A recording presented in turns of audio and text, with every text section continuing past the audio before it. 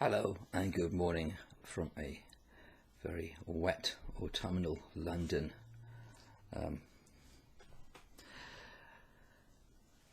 This is a little video which is just addressing certain ideas about the devil, who is obviously a very important figure to me. As I've said on many occasions, I consider myself to be a diabolist. And it's a term which I find good. And I wanted to go into the subject of the devil a little bit because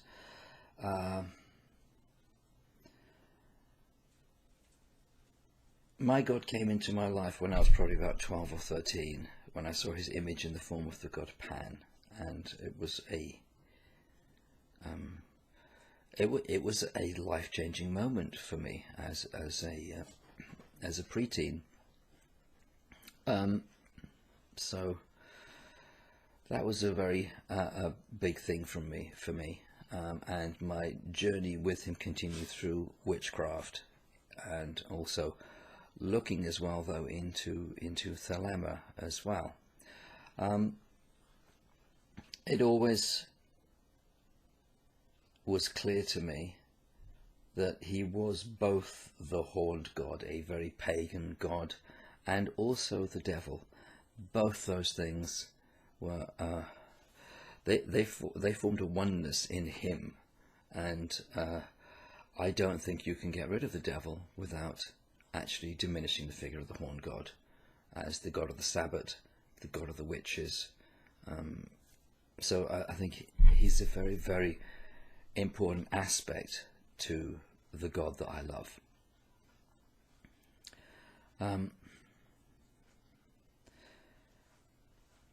As I understand it, the devil as a god is a god of balance and a god of nature. And I think this is really poorly understood by quite a lot of people, apparently, who say that they worship the devil. And you can say, well, this isn't a very promising area, to go into devil worship and all this sort of stuff, and to go into Satanism, yeah. But the fact is, this God calls to people through different ways, and he's called to people through that form as well. People who don't know anything about paganism, people who don't know anything about occultism, he's managed to call to people. And I've heard quite a number of stories like that, So if you're interested in the actual stuff of spirituality and the stuff of spirit communication and this sort of thing, then it has to be taken into account. People don't understand, though, that he is definitely a god of balance, and that means not just balance in human terms, but balance in all manner of ways. People have this idea that somehow, he's the god of chaos, and they have no understanding of what that really means or what they're talking about. Because we don't have very much understanding of what order and chaos are. We don't understand how life works. We have only a very limited perspective. As mortals, as people born into bodies in this world, we have a limited understanding. We don't always see when things are going out of balance. We don't always want them to be in balance.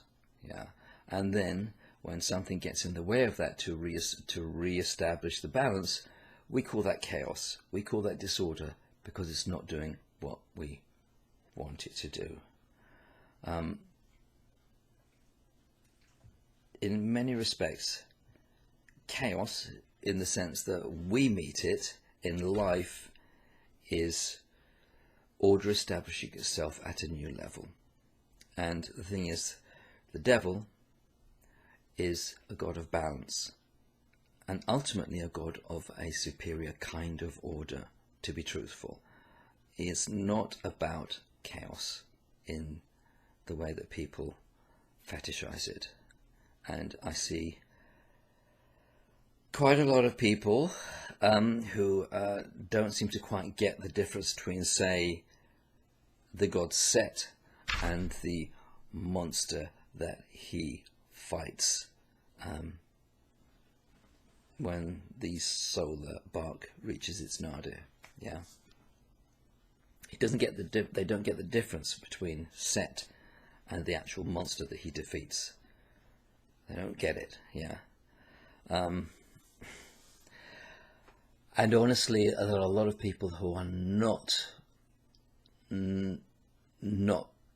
really approaching any of these areas in a way which is responsible or which is clear, and I think quite often they do get into problems because of that.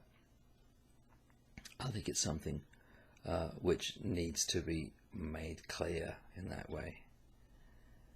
Some people take literally this idea that to worship the devil is to somehow valorize evil and to be against virtue, to destroy virtue, and to cause disorder.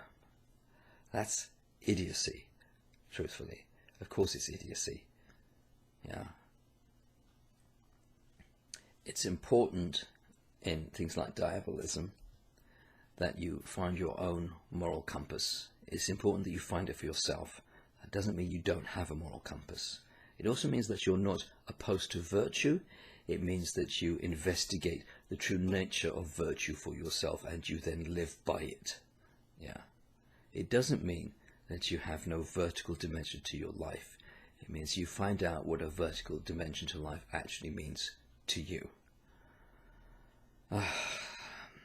You'd think this would be kind of like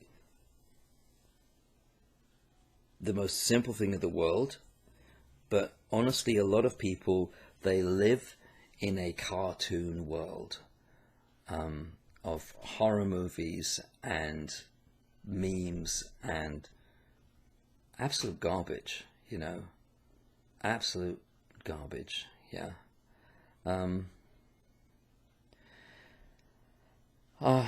And partly, to be truthful, this does partly come down to the after effects of Anton LaVey, who was a serious occultist. I'm not going to condemn him. He did various kinds of work. He wasn't just the showman that he made himself out to be, and he wasn't just the materialist that he made himself out to be, but unfortunately, the cultural projects of the 1960s, which he put out, which had a very big effect in all sorts of ways, they're limited. They're full of attitude. They're full of imbalance in various ways, and it's what people get hold of. People get hold of the Satanic Bible. They run with that. There are things in with it. You can engage with it intelligently. You can get things out of it.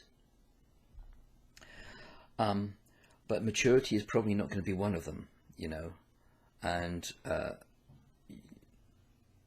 you combine that with things like the internet, and you've got a recipe for a million mini Satanists all running about like headless chickens.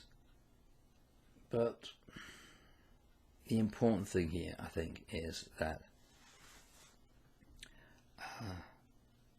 there has got a balance. I've got of order in many ways. This is far beyond people's ideas about chaos. It's a bit like what people do to figures such as the great goddess Hecate, you know.